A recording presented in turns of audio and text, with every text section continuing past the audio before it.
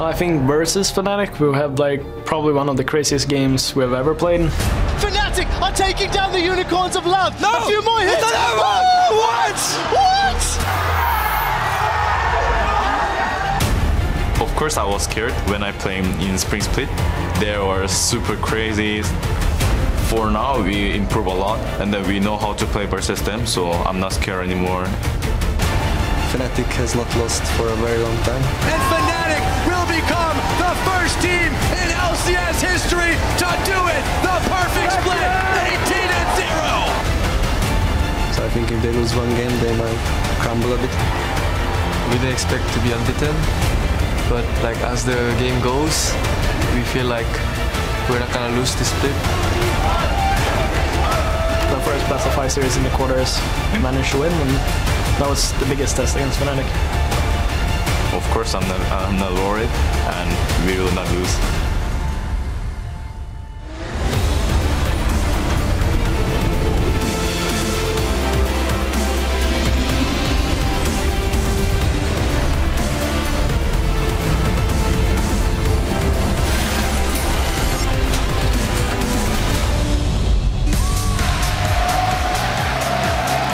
Welcome to the European League Championship Series Summer Semifinals. It's a full house here in our studio in Berlin, Germany, where earlier we saw the crowds getting absolutely rowdy. They are ready to go.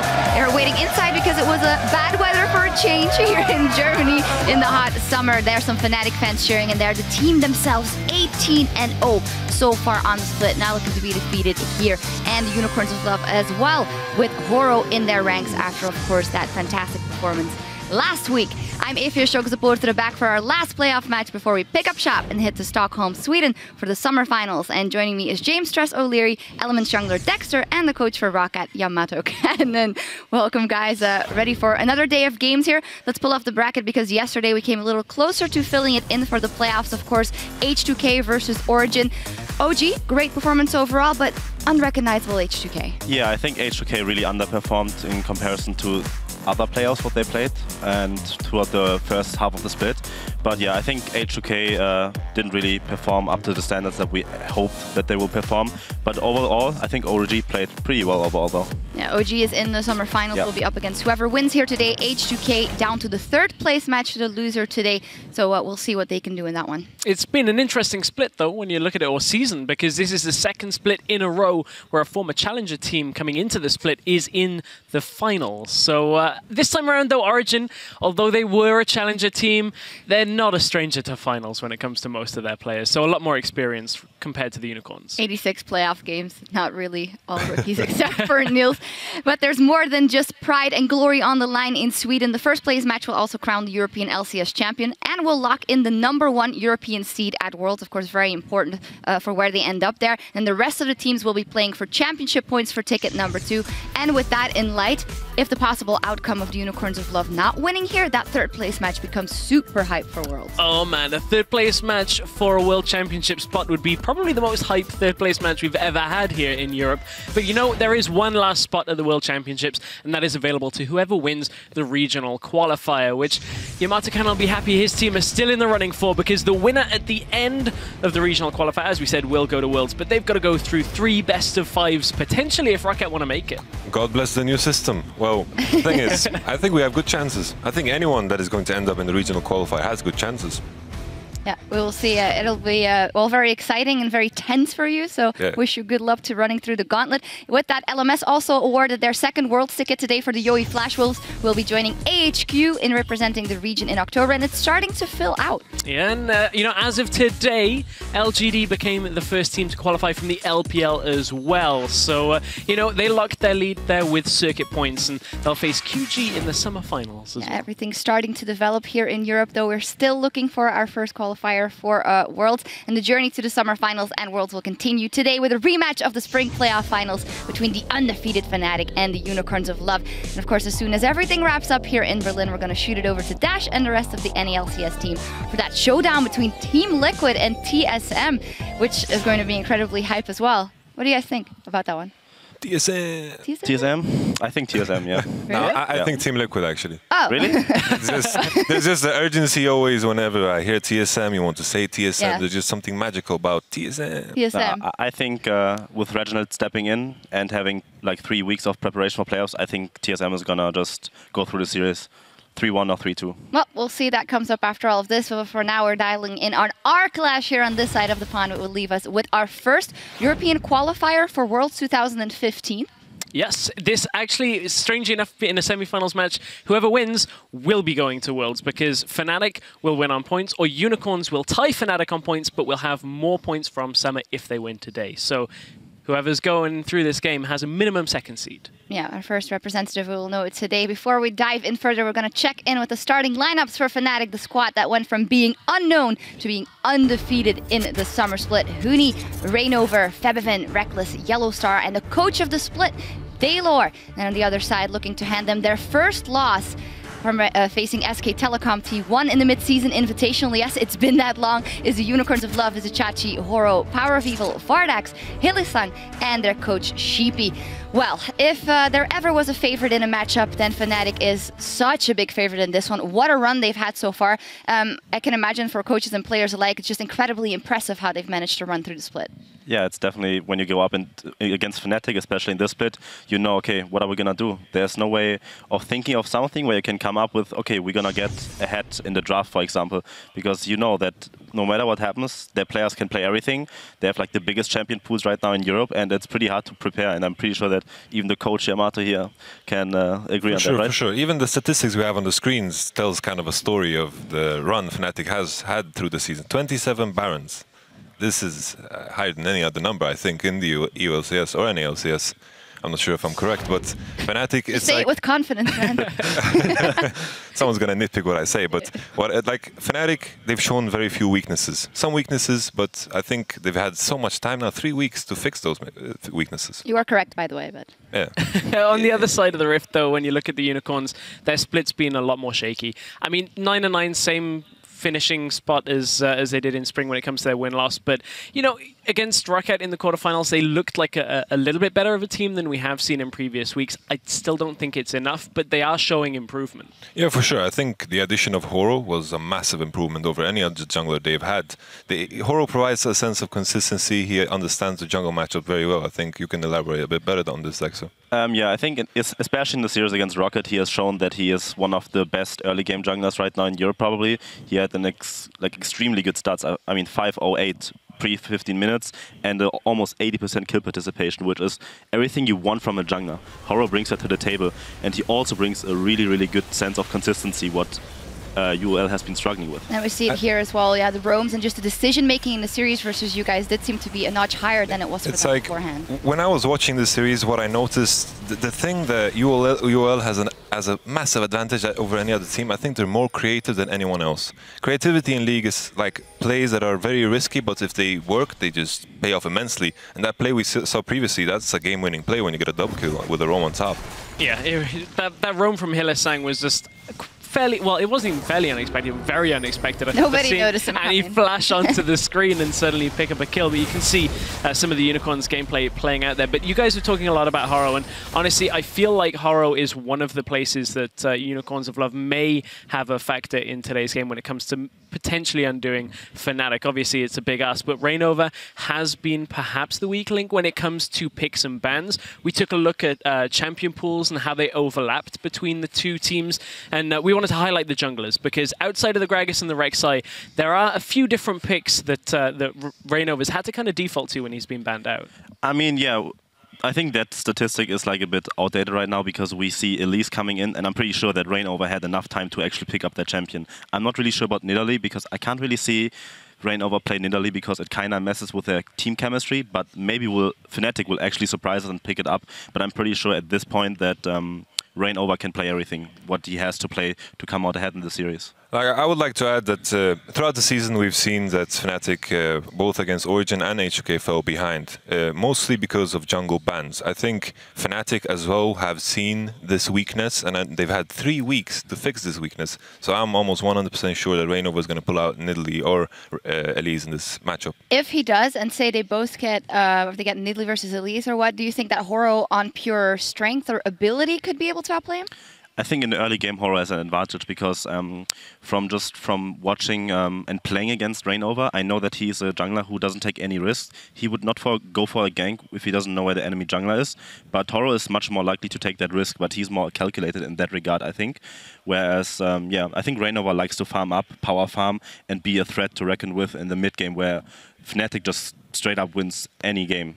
The dangerous thing, though, what I feel is, I agree with you. I give the edge to Horo in the jungle matchup. It's just, I feel in the lanes, I think it just favors Fnatic too much to almost make a difference in the jungle if they get the proper jungle matchup.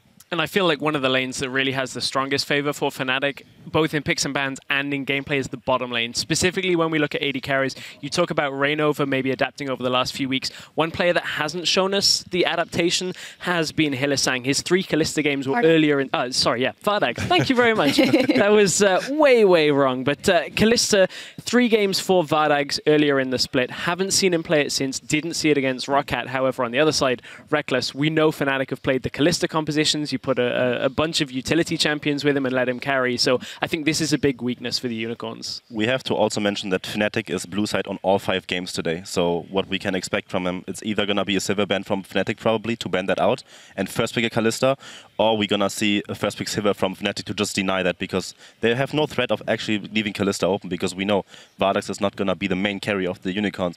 So I think that's going to be really interesting to follow the AD carry bans and probably see how Unicorns adapts, because we saw in the Game 5 of Rocket, he had to fall back to a Varus, which is, in my eyes, is not a very strong pick. It was all a game plan, man. Was it a game plan? Was it? Flex pick? The memory of Varus pains me because you lost. Yeah. We lost against a Varus AD carry. It's okay. I lost against Tam Can't Stop, so it's okay. It's fine. What's worse? Any case, Yamato, that bottom lane, you were talking a little bit before about the ability of Reckless, maybe even underrated in what he does and the way he plays the game? I think Reckless has been underrated for such a long time. The way Fnatic plays is they prioritize their top lane, they pick their bot lane very early in the game. They pick for the team, basically. And with that in mind, they're going to have worse matchups every time on bot lane, so you can't really expect them to win the lane. But you've never seen Reckless be behind in almost any matchup ever in any games so far with Fnatic. Yeah, we'll see how that plays out. Another lane, mid lane matchup. It's incredibly hype as well. Febiven versus Power Reveal, kind of the new youngsters, the good mids coming there with a straight up matchup. And very interestingly, the champion pools, not a lot of overlap at all. Yeah, I mean, we saw that Fnatic has been the one team that has been sticking to the meta completely, no off picks. We have seen a very strong performance on Azir and Jace in the split earlier, and then Victor too. Victor's going to be a pretty big pick because we saw in the in the quarterfinals already how important that pick is, and it's going to be really interesting to see how both of these mid lane are going to stack up, because both of them have a very different champion pool actually. I think it's interesting to note is the fact that, as we mentioned earlier, UOL is red side every single game, and a lot of these champions are champions that are good against specific matchups. So I think UOL could also use that to their advantage if they decide to remove the Victor from play, because Victor obviously is the best blind pick mid lane in the game right now. So that's a lot to take in on picks and bans. And, you know, if you guys at home want any more time to look at this graphic, LOL Esports will be tweeting out the full graphic for all 5 lanes as well, just in a short matter of time. So there's a lot of information, but you can check that out in your own time. Indeed. Too. You can also take a look at all the top lane matchups. It's the only thing that we haven't touched on yet, because Huni has been such a dominating force for Fnatic. And then Vizicachi, he had that very good Gnar split pushing game there, Game 5 Rocket, if I recall correctly.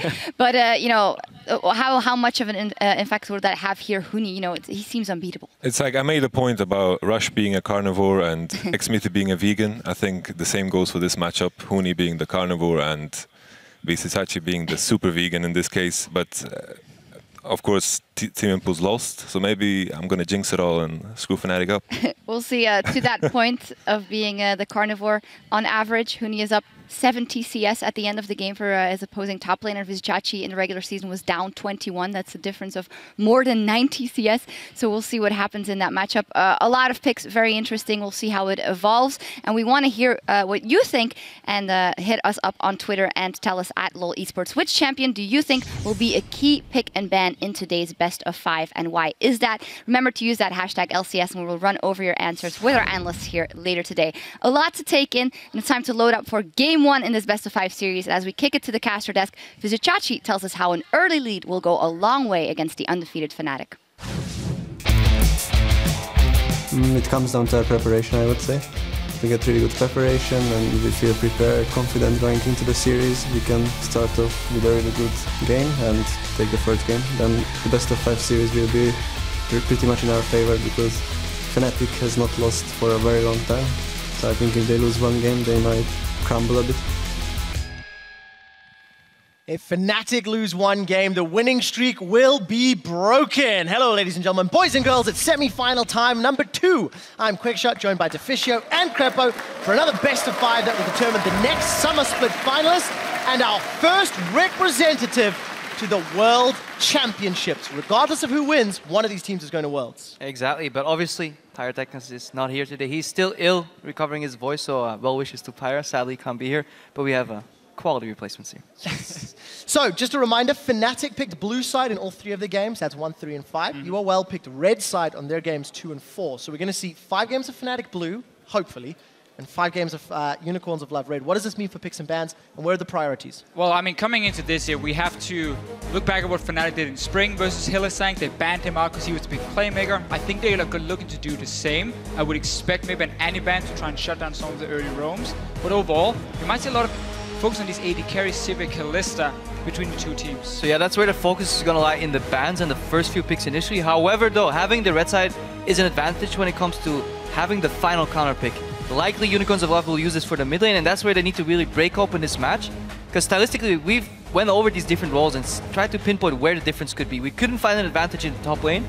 We could have potentially found an advantage for the Unicorns in the mid lane. Power Evil could shine and potentially beat Febiven. And these AD carries, they're so good at going neutral against each other in whatever matchup they end up picking, that having the counter pick there isn't really valuable. So TLDR, counter pick mid is the way to go for Unicorns, unless there's a Victor in play. And what Fnatic is doing then is saying, we're going to remove your safe picks, at least from the mid lane. Victor, Orianna, even the Varus has been a safe laner for Power Vivo, so that's full focus on him. Technically a flex, because Vardax did show the Varus pick as well. Interesting that they take that approach where they ban out 3 mid laners while Unicorns still have the counter pick for it.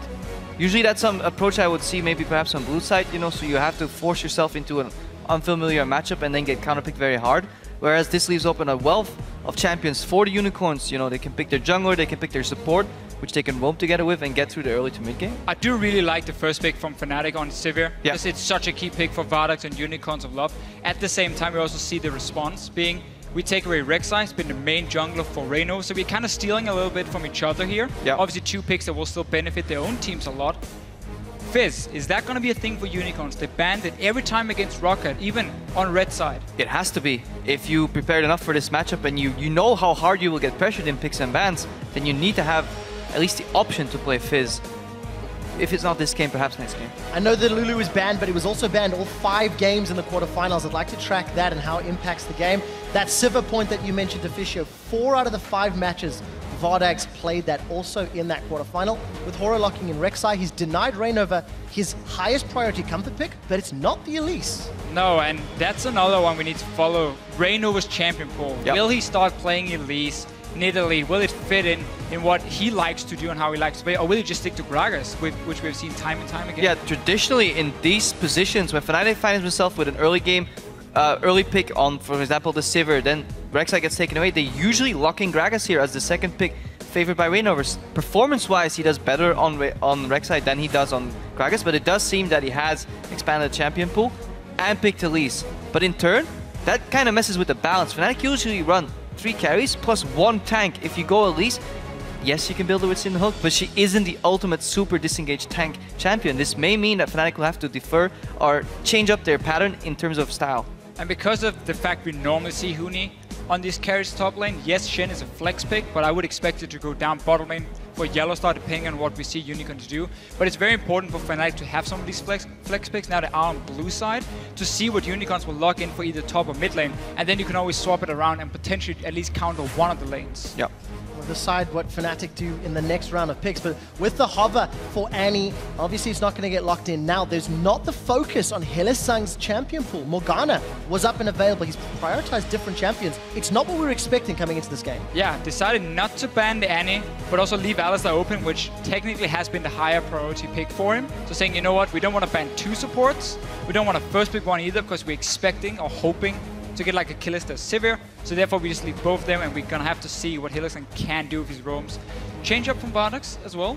Lucian seems to be a bit more here. You just need a, I almost want to call it a safe AD carry. You can just go even in lane, which is what he normally does, and then try and open up Hylissang. The problem is the usual AD carries you go even with a lane are fine doing that because they offer something else to the team. When you go even in lane with Sivir, you bring on the hunt to your team and you can excel at grouping. When you go even with Lucian, you just lose. Because all you do is skirmish. We've seen Lucian picked in LPL in these heavy, very mid-game focused skirmish compositions, but that doesn't seem to be what the Unicorns are necessarily aiming for, nor do I think that's the way to beat Fnatic. Not a big fan of the Lucian pick. It must honestly just be like Vardax. We have 2 AD carries being banned away. Even the Varus is gone in this. Also, 2 AD carries is gone in Varus, which was the flex pick. What can you pick where you can handle yourself? And that is what he opted to go for. We need to follow Vardax and his picks through this series. Fnatic though, finally someone in Europe plays Azir. This champion is still extremely strong in the mid lane. You can build Nash's Tooth in the early game to make up for that lost attack speed on the passive. And you have a fantastic scaling into late game still. So I'm happy to see it being played, because also it's a fairly safe blind pick coming in for Fibber. If you look at what Powerview normally likes to play in that mid lane, he has the last pick, as expected. Needs to be a whole lot of damage for him, because there is not a lot, and he's going to go with that AP cog. I don't like... See, okay, let me rephrase it this way. Usually when the Unicorns play Kog'Maw, some games they seem to be building a composition, not really knowing where they're going. They're like, alright, let's pick Kog'Maw. And then it doesn't all work together. I like it when the Unicorns play Kog'Maw, when you can see clearly that the composition they had before was building up towards that Kog'Maw. With the Lucian pick, I don't really think they had in mind that they were going to be playing an AP Kog'Maw composition at the start of Champs Select, so this seems like a Hail Mary almost. It seems like they're picking each lane on its own. Yeah. Being like, okay, what do you want to play top? Okay, you like to play big tanks, so you get the Nautilus. Bottom lane here, what can you survive the lane with? Okay, Lucian for you, and then comfort pick for Power Beaver. It is a traditionally good pick into Azir. Like, long range poke is good against him, but the rest of your composition is not long range. You have the lowest range AD carry, Alistar melee range, Nautilus melee range, so everything else is diving onto Fnatic, and that's where Azir shines, in like cutting around and constantly laying down consistent damage. Gentlemen, the picks and bans are in for the first match in this best of 5. Daylor and Sheepy shaking hands. It's time to get on the Rift and find out who will be the first European team for Worlds. We are beginning to discover a style that's very more methodical and strategic oriented, and Horo helps out with that. That's a 3-man knockup! Horo goes huge! I'm really happy he's come back EU LCS. It's really lucky because we meet on semi-final, so someone have to lose. I'm pretty excited about it because they've been so strong. That was the biggest test against Fnatic. And it's time for the second summer semi-final between spring finalists Fnatic and the Unicorns of Love. Game 1, and Fnatic are bringing all of the damages.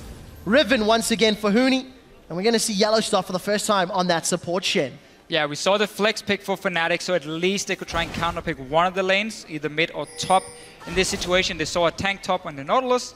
Huni is more than fine playing Riven into this, and then Riven and Elise together. That 2v2 skirmish is so scary for Fnatic. Yeah, let's run over these compositions as we see the support duel for Ward Wars Part 1. I really like what Fnatic can do around objectives with their 4-man lineup while Riven is split pushing. I really like the control and zone that Azir brings to the table. You have a couple of catch potential with Taunt and Cocoon, and you can always engage super quick and disengage with On a Hunt, so that's fine. That leaves over Huni on his side lane, split pushing with Riven. Fantastic combination, especially if he can flank TP on deep wards. And also when you have Shen as backup in case something goes wrong up in that top, and Fnatic really running a composition that can have extremely fast rotations. With that we mean basically your wave clear is so good in terms of how Sivir can walk down to lane. A few seconds, the wave is gone. Then she can move back to mid lane or to the dragon or whatever objective she wants to contest. As Zero with Nashus, if he's building that, can do the same. So they can very quickly clear waves and then group together and let Huni, of course, split push on his own. And that in turn creates just a lot of tempo. And if you have a lot of tempo in a map, that you can move around away from the Kog'Maw. We've seen when Unicorns of Love played his AP Kog'Maw, up until the 23-minute mark roughly, they have to play around mid lane all the time. If Power Evil goes to bot lane to pick up some farm somehow, or goes for a Gump to just finish that last item, so many times we've seen the Unicorns get engaged upon and straight up lose the game. So very predictable gameplay. And if there's any team in Europe that will exploit predictable gameplay, it is Fnatic. And funny enough, week 1, first game, Fnatic Unicorns of Love, we saw the same kind of setup for Unicorns. It was Power of Evil who left that mid lane to pick up a wave. Baron was taken from Fnatic, as we normally see it, and instantly they just snowball the game out of control. They're looking to do the same. Elise is a fantastic jungler at early Barons as well, so look for that once we start hitting these 20-minute mark. And for Reynova, he does have competitive experience on Elise in the LCK. However, that is a very long time ago, and it's the first time he's running it in the summer split. We will have standard lanes, Crepo, and the 2v2. Reckless and Yellowstar getting a trade into Hylissang. Fardags goes forward aggressively on a champion that's had no success in summer with only one single victory by Forgiven. Yeah, the fact that Reckless managed to get that push going for him means that he can neutralize a lot of the aggression that Varus can offer on the Lucian. If Lucian is pushing, then he can dash in aggressively, contest tier CS. Obviously, they can comfortably farm. These top laners, they were late to lane, because nowadays, over in Europe and many different regions, what we see is junglers and top laners pairing up for the first 2 camps. Top laners tank it, leave the potions alive on the jungler, then base and teleport to lane. So overall, incredibly standard side. And that means if you look at the 2 junglers now, almost full HP in both of them because they didn't have to worry about these first few camps. We're going to see this very often from Reynova when he's playing this Elise, invading into the jungle of Unicorns of Love, because right now, his mid lane is going to shove the wave over and over and over in the early game on the Azir. Huni on the Riven is going to do the same, so you have 2 lanes pushing in. That is very safe then for Reynova to invade, and therefore he can apply even more pressure on these 2 side lanes. Yeah, and if he manages to do that all the time, getting not spotted by the enemy, that means Horror will have an incredibly hard time ganking, because he's always afraid of the counter gank. At least counter ganks are incredibly lethal. If you walk into a bush and she's sitting there with Cocoon ready, just turns the gank around right away, especially when your lanes are getting pressured and pokes. If Vardix has to commit to any play, he's already on half HP. Taunt Flash alone should be enough to kill him. Half HP used the potion. Hylissang was looking for a play, but didn't manage to connect the head buff at first. Look here again, Reynova. He's in the jungle of Unicorns, so they basically eliminate where can Horror be in the map, because we have a ward placed at the Raptor. We're going to spot the Crooks as well, so there's basically only one place he can be. That's he's playing reverse bingo jungle. That's what he's doing. Every time he's crossing something off, and then once he's gotten at least 4 camps, then he can yell bingo. He has to be at the 5th, or he has to be in my jungle, but Rek'Sai traditionally isn't a jungler that goes into the enemy jungle unless you've been spotted. Febiven will have to be careful though. Let's find out. Very early flash. Horror does not follow. Summoner spell blown for Febiven in the mid lane. You can just see the position for Febiven very far towards the top side. Now, this is one of the dives we also mentioned with Raven and Elise together. Stun into Cocoon, Venomous Fang. Huni's going to tank 1, 2 more turret shots before flashing away. Chachi's looking to get one back, will not find it. First blood, Fnatic. And traditionally, Elise will go in, tank the tower, repel up, and switch the aggro over. And that's the way you dive. Fnatic say, okay, we don't even have time to do that. Horror comes in to try and catch Huni, but that's not going to happen. Huni flashes out. If Chachi had a little more mana, could have had the first blood, but good dive, and that's what you have to avoid. That's why Elise was such a good pick when she was meta. She could always push and dive. Elise Renekton were the king of diving people, you know. Double CC lockup, there's almost no way to get out of that, barring a major screw up. And one of the things we looked at in this matchup here again, how can Unicorns beat Fnatic? That's the question a lot of people are asking.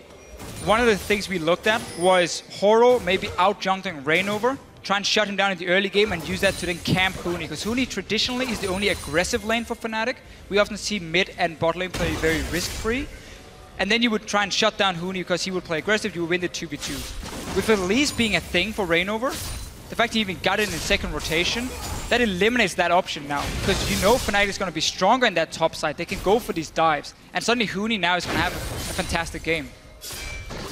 And with the first blood gold, Reynova's grabbed himself a Sheen. So we'll see if he's going to go all in for the damage. for Huni. Double Dorns, double Longsword, gonna look to bully out Vizicachi. And the last time Huni played Riven was actually against Rocket a couple of weeks back. And just the threat of Riven was comboed with some globals. They pushed side lane so effectively. Huni basically just held a stick saying, I dare you to fight me, and it didn't reach the flash combo here coming in from Hillsang, but he knocks a creep. That's not going to be good enough. We do see a taunt coming in from Yellowstar. They've turned their attention to Hillsang. Huni is going to look for more. That's a kill there for Yellowstar. They're going to continue to chase. Wind Slash into Cocoon. The volatile spiraling. Rainov has got a second of the game. The third of the game. A double kill. Fnatic 4-0. You have such a long cooldown on that flash. If you're the Alistar, that's the way you can make that play and set up the gang.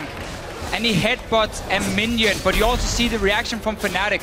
Instant teleport from Huni, and Reno was already on the bottom side of the map. So he was ready to counter gang, he was ready to dive. 4-0. 2k goal lead already. We're 7 minutes into the game. Fnatic needed 21 minutes to beat Unicorns of Love in week 9, and they're off to a great start to try and match that record. So Horror's lurking. Hillsang doesn't want to telegraph the gank. He wants to get the headbutt off before the spell shield, but he misses the W. The biggest thing is, look at the teleport. That's his Huni teleporting in. Where is Vizicachi? If you're setting up this play, this is something I've criticized the Unicorns for before. You have to be first one teleporting, but it's another fight. Trouble. There's 3 people jumping onto him. Stand United's being channeled, and Yellowstar's going to arrive. Wow, actually, this is the dash. And we did have to jump out of that replay early. This is the same thing again. Fnatic's always ready to help the other lanes. There's almost no delay when it comes, okay, I need help. Somebody come here. Is it teleport? Is it Stand United from Yellowstar? They're always ready to help each other. And this time, it wasn't a random play set up by the Unicorns. Horror's lurking. He's telling his team, I'm going to gank. Hillsang knows he's going to Q flash. Vizicachi should always be there before Huni. And if he somehow didn't have teleport, we obviously don't know, perhaps it was on a few seconds cooldown still, then don't go for the play at all. Now you have 4 assists on this Riven here. Trevor, you mentioned how it was played against Rockhead. It's a game I think Steve want to forget. He was shut down by his own team in lane swap, and then he just absolutely destroyed. A bit of a trade. Hillsang again is dropping low. He's going to get away with 200 hit points. Reckless forced low, but nobody goes down in that exchange. But that engage from Unicorns, you're 100% correct, Prep, on how they should be the ones who could telegraph that teleport before Fnatic. But it's really the style of Unicorns. Like, it's on the fly reaction, being like, okay, what's gonna happen here? We're setting up, okay, there's an opening, I'm gonna flash, and of course, flash Q him and try and set up the gank. It never really seems too coordinated, and that's really what can bite them in the butt. Yeah, if we surprise ourselves, the enemy can't read us. That's kind of the mantra from the Unicorns. However, Fnatic reads the game, even if you don't know what you're doing, they know what you're doing. Somehow, every time. That's why they win. 18-0. Is this the sequel to Tower Dive #1? Yeah, part 2. Hopefully this time Rainover will start tanking. It is so beautiful to see in the least dive. You know, Cocoon, tank the tower. Cocoon doesn't draw aggro, so you can even do it first. And let's see how easily Chachi goes down. Huni tanks up, secures with a Wind Slash. They keep doing the same setup, where they want Rainover to be able to deal maximum amount of damage, so he doesn't have to repel and reset tower aggro. So Huni just uses his mobility. Stuns him, 1 hit, and then he just dashes out and sits just at the range of where the tower is about to stop hitting him. He's just sitting right there waiting, so he cannot take any more hits, and then he steps out. So what can you do as a Nautilus in this situation? So little. If you don't have flash and you have a model that's that big, that's that easy to hit with skill shots, there's almost nothing you can do, because you can see Fnatic as well. They drive you in the corner. They don't try to aim until you're next to a wall, and they eliminate 1 dodge path. And it's gotta be easy for them to land these skill shots. Obviously, Cocoon doesn't even draw tower aggro, because you can even see if your stun connects first and then go in. So it deals 0 damage. Yeah, just clean ganks right now. Fnatic, 3,000 gold in the lead, and it's only going to get worse because the utility from the Sivir will soon get carried on to the team, and the utility from Lucian, well, it's non-existent. And just going back to the play we saw in the bottom lane where Chachi didn't teleport, if you are in a losing lane, especially as one of these tanks with a lot of CC, it is very important you can utilize that global to try and help the rest of your team then get a lead. If you cannot win your own lane, TP down bottom lane, set up 2 kills for Vardax maybe, and then suddenly he can become a bit of a carry. If you fail to do that as well then just give Fnatic all the options to play out the early game. And I just heard that this is the largest gold lead at 10 minutes for the entire split long. Fnatic looking to extend their winning streak, and we're seeing Horror on screen. All 3 of his lanes are being pushed at least somewhat. We've not talked about Feathervin or Power of Evil a lot, but he needs to defend against Reckless and Yellowstar down bottom. He needs to save Vizicachi from Huni up top. Oro is being pulled in so many angles because Fnatic is dictating the tempo, and forcing UOL to respond. And add in the fact it's now global as well. We saw the first gank in mid lane, Yellowstar joined and stopped the whole thing. Bot lane is winning, so it's easy for Shin to transition that pressure to the other lanes. And really the thing for Fnatic is, the dives we've seen top lane, they've been risk-free. They've had vision in the jungle, they knew where Horror was, and it's just a free 2v1 dive. But to Fisher, that's Fnatic's style. Low risk, high reward versus the Unicorns of Love style, which, you know, we talked about a few minutes ago. If Unicorns are surprising themselves, then there's always going to be an inherent level of problems involved. Also, in the semifinals, you can't afford to headbutt a minion. The cost of that mistake could be felt. Uni threatening. Oh, he's going to go for the solo. Here comes the Void Rush. Uni's locked in trouble. He's going to tank up a few more tower hits. Yellowstar was able to channel the Stand United. Now Yellowstar wants to try get away. Flash and Ignite available. Just going to be the Stand United. In the mid lane, we see Rainova paired up with Fevin as well, because he was shadowing that mid lane, allowing Fevin to comfortably push in. No risk of getting counter ganked. This frees up Rainova then to just join his team members in the top lane. Meanwhile, in the bot lane, comfortably on his own. Reckless, because he's so good at playing safe regardless of what champion he's playing, and Sivers is probably one of the best champions to leave alone in the lane. Corki perhaps a close second with that ranged farm potential, so Fnatic is really good at redistributing their resources around the map. And just a really good setup as well. If you notice, Vardex was back in base when this dive starts happening, so they're communicating from the bottom side, there's nobody here, Reckless can push it in. Yellowstar is free to roam, and then Huni goes for the dive, and again he saves his mobility to say, can I get the kill? No. Then I just start dashing out of the tower range, and I have backup already for my support, so I don't die. And because of all of that reading, 2 more towers, or rather 2 towers picked up for Fnatic. Vardex trying to use the culling to put Reckless under pressure. Reckless will be able to clean out this entire wave. Has a CS lead, has a tower to fall back to, and Fnatic are just extending their gold lead. The problem right now is Vardex needs the help of Hylissang, or he's at the risk of almost getting 1v1, it seems, in this lane. So Hylissang traditionally would base, ask Horror, where are you going? What lane are you ganking? Then he would follow Horror with those mobility boots. He hasn't even finished Titan yet. And they would somehow surprise the opponents. That's what they did previously in their games against Rocket. That's not happening because Horror has a weaker jungler. He's afraid to gank. He doesn't find an opening. Hylissang can't really roam because there's no dueling going on in the mid lane. So the only lane that is kind of gankable from a roam perspective is Nautilus, and that's incredibly hard to do against mobility from Riven. And on top of that, incredibly telegraphed against a team like Fnatic. Yeah, and I hate to keep mentioning it, but that Shen is just gonna ruin everything for Hylissang, because even if he's setting up that roam, Yellowstar can join in every time he wants. That begs the question, would it have been wiser for Unicorns to pick up an early Elise, give away the Rek'Sai anyways, to at least have a stronger jungler, to set these plays in motion, get the momentum, and perhaps try and get a lead, because otherwise, if you counter it in your early to mid, it's going to be hard to beat Fnatic. I definitely think Unicorn said, okay, for game 1, we're gonna test if Fnatic plays Elise. Yeah. We need to see if they're gonna pick it. So that's why they took the Rek'Sai to take away normally the #1 pick for Rainova and Fnatic and say, okay, what are you gonna pick? If he went Gragas, they're gonna say, okay, we don't have to worry about Elise in this series. Because it was locked in, it was so effective with the whole setup, Unicorns will have to adapt for next game in the pick and ban phase. We're 15 minutes into this game, and the general feeling is, how do Unicorns plan for game 2? Fnatic have picked up a dragon. They're invading Unicorns' jungle, and they are saying, this belongs to us. A repel away. Rainova's going to jump onto Horo. He's found an escape path, and he's found support. A taunt onto Chachi, and the Emperor's Divide will split Unicorns of Love up. 5 members of Fnatic on the middle lane. They've got their 3rd tower. They've got their 6th kill. Yes, they've lost a member, but it may not matter. That's a double kill for Reckless as they continue to chase. The boomerang strikes for another. And Fnatic set themselves up for another tower, this time in the inner lane. And even a fight between 2 towers 15 minutes into the game, Fnatic managed to win it. 2 kills for Unicorns, they can be important. But really all they're waiting for is Power Weevil to hit level 11, get a Loon and Zeko, and then try and group on him and see if he can poke up Fnatic. But there are going to be so many ways to do it. But I mean, compared to what Power Weevil was running in that fight, now he finished his Loons, but previously he was sitting on that Adawisp and the Tier and the Dorans. He had 40 ability power from his items. That's all he had in that fight. Compared to what Febiven was bringing to the table with that Nash's 2's finished already. Just Unicorns are not using power spikes, they're not playing around the right people, they're not playing safe enough in the early game. The composition as a whole doesn't really make much sense around this Kog'Maw. You want to stall the mid game until you reach a comfortable position later in the game where Kog'Maw can poke. But your champions scream early action. You have base stats CC on your top laner that has to teleport. You have the most aggressive laner in Lucian, but they're not really using it. Let's watch that again, though. Yeah, so notice how rest of Fnatic is just taking down tower first, also so they can set up the Azir tower afterwards. We're fighting between two turrets at this point.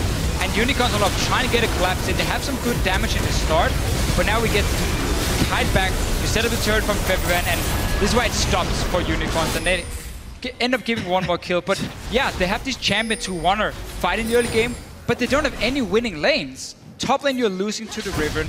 Bottom lane as well, the Sivir is going to constantly shove in the Lucian, and you're losing the jungle matchup one-on-one early on as well. So you might have champions who want to fight early on, and then one guy who wants to scale, but you're not stronger anywhere on the map for the first 15, 17 minutes. Rainova almost gets caught out, but he has the support of Febivid. Cheeky enough to steal away that large Raptor. Fnatic are pulling 500 gold ahead every minute this game. They've built themselves up nearly a 9,000 gold lead. They've already got a dragon, so that tick is going. And look at how aggressively Fnatic's playing in the enemy jungle. Their deep vision is fantastic. UOL need another 25 minutes before they can get themselves back into this game, and they're not going to get it. And coming into the series, a lot of people were questioning Rainova's champion pool. Was it good enough? Can he play Elise? Is that where Horo is going to outclass him, outshine him? But so far, he has proven that he can play that champion. Open up the early game, couple nice ganks, couple nice dives. He's been dodging CC as well. Remember, he dodged that Nala's ulti, then landed with the repel. Fantastic execution. And this will put Unicorns of Love back to the drawing board. And the fact we also see Fibivan play Azir as the only mid laner in Europe right now, it seems, it means that suddenly blind picking a Victor is still a strong pick, but Azir is good matchup into him. And if people wonder why Nash's Tooth as the first item, if you haven't seen it in some of the other regions, obviously with the fact that Azir lost his passive, his attack speed on his passive. You can move to his W, so you gotta rank it up, but you want to max Q first, so you need that attack speed somewhere else. At the same time, with the fact his E no longer knocks you up, his all-in potential has been limited, and therefore it's better to sit back and have that consistent DPS coming from Put up Nash. those soldiers, couple around an objective, then start hitting away. Every time somebody enters your zone, you give him a whack, a couple of whacks on the face, they back off again. That's the way you play Azir. Eventually, you can go in for the Shurima Shuffle Light, this time without the knockup, but it's not the playstyle anymore. It's a lot more controlled, a lot more predictable in a sense, but it still does a lot of damage. Azir on 6 items is one of the biggest damaging mid-game carries right now, and he does it safely as well, because he can do it at tremendous rate. Oh, Vodax, you just got soloed. There was a taunt at the end, so that's not entirely fair. Minion wave is now being focused down. Fnatic have got Huni up in that top lane. Teleport is available. They shove the minion wave into the inner turret, and their gold lead is approaching 10k before 20 minutes. With Stand United up, with Teleport almost up, Fnatic are now playing the map. And should this game have been even, Fnatic would have had an incredibly quick Baron nonetheless though. At least Riven and Azir can easily take that Baron down while Sivir is distracting them if they find an opening, and that's the way Fnatic usually likes to play. If the games go hard or just don't really get a lead, they manage to find this ideal opportunity. They see it like 40 seconds ahead. If you play with any of the Fnatic members in solo queue as well, when you're basing, they will just say, okay, we can do Baron right now. And they'll always be right. So they have a really good feel of sneaking this Baron objective, and I reflected in the stats. 27 Barons in the splits, I think one at least every game, so that is one of the win conditions you simply can't deny Fnatic. And it's just how good they are setting up minion waves as well on the map. We talked earlier about how good they are at fast pushing waves with this composition. When you have a Sivir, when you have Nash's Tooth on an Azir, how quickly you're gonna shove at least 2 lanes, and that enables you to move into the jungle, set up that deep vision, or just look, oh, is Unicorn sitting back and like trying to wave play at a tier 2 tower? Well, we can now rush that Baron. It is a risk-free play because we can see them move in, and worst case, we just back away and we reset the whole map. So it's always these low-risk situations for Fnatic that are very good at setting up. Dragon number 2 easily secured by Fnatic. Unicorns, they need to keep scaling. They need to keep getting some farm and items. And for Fnatic, they need a little more respect now. They're pushing deep into UOL territory. The level of pressure has slowed down, but it is undeniable how limited Unicorns of Love options are. I think what tells the story of Champ Select the best, and the way this early to mid game has evolved, is the fact that Unicorns of Love have yet to take a single tier 1 tower. They haven't even crossed the river at all lately. Yes, they're so far behind right now, but early in the game, as Deficio was pointing out, that massive amount of wave clear, quick wave clear, easy wave clear just gives you so much tempo. Fnatic managed to make plays while not losing any cross maps. due to the double global that they're running with the teleport and Riven, with a high mobility aggressive jungler on Elise, and then obviously Stand United as like the worst case band-aid. Just, yeah, and solid draft from Fnatic. The strong lanes, Reignover early on in basically saying my early game is finding Horo, and then we won't dive the top lane when I have a chance, when I know Horo's on the other side of the map. So the super control, things needs to change for Unicorns in that pick and ban phase. The problem is there's just so many picks for Fnatic you gotta consider now. Also, just as a style, I don't think it's wise ganking a Sivir lane, ever. Even if you get 1 kill on her, you don't put your laner far enough ahead to be able to do something. She will still be able to wave clear, she will still bring that utility. Eventually, Fnatic will still take that Baron. Wow, defensive play from Unicorns. Huni has TP'd into the pit. Sand Soldiers, they get commanded to go forward. Baron will get secured. It's actually Reckless that secures it. Unicorns unable to contest. Fnatic have the earliest average first Barons in the entire league. Look at the itemization. Rylai's and that Nash's. Needlessly large rod plus Giant Spell Negatron for Reignover. There's damage, there's tankiness, there's Baron empowered minions, and the only wave clear that's safe is a culling and a living artillery, which is going to be so difficult to clear up Baron empowered minions. Well, you can puke on them as well if you're power people, that's about it. But it really speaks to the lane for Unicorns. If the best option or the safest option was to try and gank that Sivir lane and like try and gank the Shen lane and maybe shut down a global, because it couldn't go anywhere else. To go top, you die 2v2. Mid lane, we saw how easy it is for the Azir to just escape. I think you could argue that he could go top and he should take that risk, as we see Bardax completely get annihilated here behind this tier 2 tower. Even if it's a risk at ganking the top lane, I feel bringing double CC towards a Riven lane, perhaps to shut him down. The only person that I've seen go down in these ganks so far for Fnatic entire season has been Huni. Unicorns of Love tried it the previous match as well, week 9 I believe it was. Last game. Or, yeah, they did the last game that they played. They tried to take him down. So, sadly enough, even 0-2, Huni will just teleport once and equalize that lead with a single teleport, but that has to be the approach. That was the thing, how Unicorns could maybe try and win the early game was by shutting down Huni. Still, to me, if you don't have a stronger 2v2, it's just too risky to do. We saw Reignover just camp that lane and Vischachi. We've seen it before. Down again. Yeah, 6 towers now, all outer turrets are down. Fnatic are using this Baron buff. We're only 23 minutes into the game, and they're in the bottom inhib turret. Yeah, they're doing a 1-3 run, spreading out that Baron buff on all the minions everywhere. They're already so much stronger. Dividing the Unicorns even makes it harder for them to come back, because in single numbers, they can never beat their opponents, even with the help of the tower. Reignover's taking out a middle lane tower right now. Reckless is hitting the top one. Riven on Huni is on the bottom lane tower. Unicorns, they don't know where to go first. Yeah, there's just too many things to do in UOL. They do not have the resources to deal with this level of pressure. Inhibitors being focused in the top lane by Reckless. Feathervin, he's moving in with the help of Reignover in the mid lane. Inhib down at 24 minutes. Fnatic, they're still not backing. Chachi throws out the Riptide, but that's not going to do a lot. Huni's got yet another tower. I do not think there is a better Baron efficiency team in the league than Fnatic. Yeah, we tracked how much gold teams get after a Baron in the next 3 to 4 minutes, and out of those statistics also came that Fnatic is just incredibly good at getting more gold once they get that Baron, indicating that they do it at the right time in the game. But also, if you manage somehow to get a Baron against Fnatic, they pretty much won't even give you a gold lead. They'll even it out somehow by getting really smart cross-map objectives. So, all in all, Fnatic just the better macro team. And then how do you beat that? You kind of have to drag them into the chaos. That's what the plan was for Unicorns in the spring split, but their lineup doesn't scream chaos to me at all. And it's not even been the style we've seen from Unicorns this split. No. I mean, it's not the cheesy picks still. We haven't seen like a Shaco jungle where we saw Poppy, yes, in the last game that didn't mean anything. They were already locked in 4th place. They have been more standard. Vischachi in the feature coming into this game was talking about how Horo helped the team be more methodical, more strategic minded maybe. Not as cheesy crazy as we have seen before. So if we just look at the pick and ban phase, we're going to have to talk over it after this game and see what they could change. Huni now has been chased by 5 people. 5 versus 1. Flash over the wall. Huni even gets out. Yellowstar decides to re-engage, but the taunt. Vardax is just destroyed by Featherfin. Yellowstar's looking for more. That's a double kill. It will be 1 more for Huni as he decides to rejoin the rest of his team members. Exposed inhibitors. Horo, you're on the wrong side of the fountain. Goes down, 4 kills to Fnatic. There's super minions near the top lane. Reignover's going to get the ace.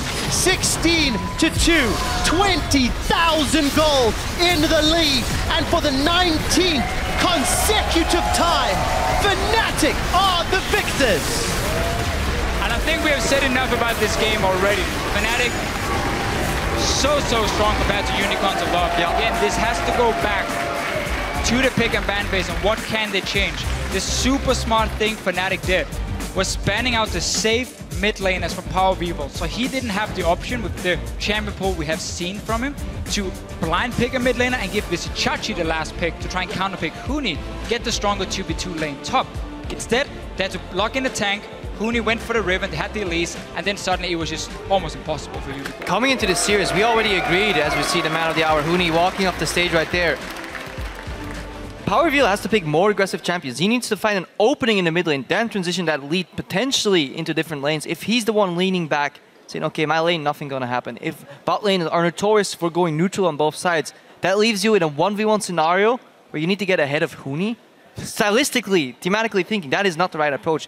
I would have loved to see an Ahri or something aggressive. Hell, even Aurelia mid into this Azir, something that can, break open this matchup somehow and win the early game, because otherwise Unicorns will have a repeat scenario in games 2 and 3 of this series, and we might be home very early tonight. But for the entire split, they've been practicing this style, where they play the late game scaling on Power Vivo. He now had a week to adapt, and Unicorns as a team has not shown a lot of adaptation over the entire split. But yeah, maybe we're going to see like Syndra come out and they just try and... We'll have to find out. A little bit of lane strength might be the key. You guys said they were to test the waters. Let's see if Reignover plays Elise. The answer is hell yes, he can play Elise. We're going to head to the analyst desk to find out more about Game 1 and just how dominant it was. Yeah, and how does he play Elise? We're going to go talk about that in just a second. Let's take a look at the picks and bans with our analysts here as well. What is the biggest problem here for you all? I think the first rotation from Unicorns of Love, picking Rek'Sai over Elise, lost in the game, I think. Yep. I think the fact that I think they were just testing the waters. Does Reignover play Elise? Does he not? Better do it in Game 1. He does? Okay, let's go next game. All right. Yeah, we talked during picks and bans on this, and I thought perhaps at first it was a little bit bold with the, maybe this is where they lost the game. The problem was they continued to then kind of pick the Nautilus, which when you then end up with the Alistar in the first rotation, you can't flex the Nautilus, so you end up locked into this composition with ultimately fairly low damage after the Lucian, and then you pick a Kog'Maw, and the lanes don't play out particularly well. So low damage until the Kog'Maw, and even the Kog'Maw needs like 35-40 minutes to really become that dominant. Yeah, I think Fnatic did a really good choice of banning out the mid laners here in that game. Even when they banned out themselves, they made sure that Power of Evil doesn't have any safe mid laners to blind pick that they can that he can just farm on. But the game was over so quickly that he didn't have any impact. He couldn't even play League of Legends in that game, basically. The thing is, what I want UOL to do on red side is not pick the Alistar, flex the Nautilus. They need to have some flexibility to make sure that they have some kind of good matchup somewhere. Like in this game, they had the stronger matchup bot lane, but it feels like, I want to talk about the bot lane and make like a small analogy for the Fnatic bot lane. It's like Frodo and Sam. Like in the movie, they are the heroes, but they don't do much fighting. But this is like, in this game, they had a weaker bot lane matchup. This was like a scene that was cut out from the movie where they kill 100 orcs. That's how hard they like beat the enemy bot lane. In a matchup they should lose, which is also already worrying. Yeah, the top is doing very well. We talked about the Elise. We have a little bit of B-roll showing just how capable Reignover is on that one, and just come to the basic things, the tower diving, that decision making. I mean, it stays Reignover. Beautiful. This, yeah, I just Hakuna Matata. Hakuna Matata. Just what a wonderful phrase. Just the way Fnatic plays out these dice is just, they're so good at diving. Who takes aggro? You see Huni always at the edge of the tower aggro, tanking as much as possible, and it's just very beautiful to see. And right now, you see the same story again. Huni out of tower range, ultimating with style, executing him. It's... Yeah, and on the Riven as well, and just completely snowballing that game Fnatic. So now for the UOL, you say testing the waters. They honestly looked pretty defeat there after that. I mean, not that you shouldn't, but it is still a series, even though it's looking grim. So what's the plan from here? I think definitely what they should do in the first rotation, if the ban and pick phase goes out the same way, I think they should pick the Nautilus and the Elise. Flex the Nautilus, get some flexibility in there to make sure you have some better matchups and something you can play on with the Elise, and then you start from there. Try to win early game and hope for the best. problem here in this series, though, which is somewhat unique, is with sides staying the same for 5 games, it now means if you want to change up one of those bans, Fnatic are going to have either the Janna, the Kalista, or the Lulu available. Kalista's probably the only one they'll first rotation out of that lot, but to be, you know, if you're locked in that situation, when you start having to mix up bans, then it becomes very tricky to actually orchestrate a successful picks and bans phase. Once again, like in the series against us, they banned Janna a lot as well. And in this series, they decided to ban Janna as well. Sure, we've played Janna, but I think the only reason you would ever pick Janna is into Alistar. Sure, they first rotation Alistar, but I want them to first rotation Nautilus. And Nautilus is considered one of the better supports against the Janna, because Nautilus, as a top laner, and for example Shen as well, really strong before the first base and can do a lot of damage to the Janna.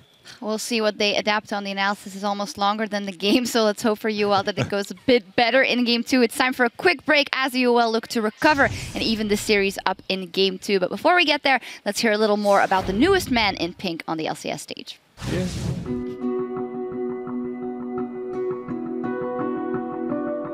It ends as it started for Meteor Makers. Disappointing. 10th position, automatic relegation. It was kind of the chain of failure, so I was so frustrated. 한국으로 돌아간 지 거의 한 달 반쯤 만에 UOL 그 미드라이너인 파워웨이블 선수하고 그리고 매니저인 쉬피하고 그 두 명한테 동시에 연락이 와서 I had a little Skype call with Horo. He was really nice, really cute. Kind of the only side that we wanted to try out was like his skill and how do we work as a team. Because we know what kind of person he was, we thought that he was going to be a great fit in our team. 그 연락을 받은 지 일주일도 안 돼서 바로 비자 신청 다 하고 오게 되었고요. He brings fresh air into the team. 뭐 시야를 장악하거나 아니면은 뭐 타워를 좀 중심으로 계속 돌아가면서 압박을 준다든가 정글 쪽으로 그런 식으로 하는 운영을 제가 좀 더 잘 알고 있고 그리고 소규모 교전에서 어떻게 해야 이기는지는 제 팀원들이 더 잘 알기 때문에 서로 그런 걸 좀 공유하면서 서로 가능한 그 같은 페이지에서 게임을 하려고 노력을 많이 했어요. He is learning how to play like your Unicorns of Love style. In the game, Ho was like, guys, we can two-man Nash, and then he was like, Hilly, come. Hilly? Yeah? Hilly, come. Flash? Yeah, I will flash. Let's go. He looks like Flash. Wow. Combo. This is Baron from behind, slightly, yeah, 3-man. Yes, it's completely blind. Well, they have no clue this is going. This will be Baron. I just trusted the call blindly. I believed in Horo. He sees that we are trusting him as well, so it's great. In the future with Horo, I can't really say how good we're gonna be, but I think we have great chances. 좀 유리할 때는 붙이면서 던지지 않고 확실하게 이기는 경기들을 보여주려고 하고 있어요.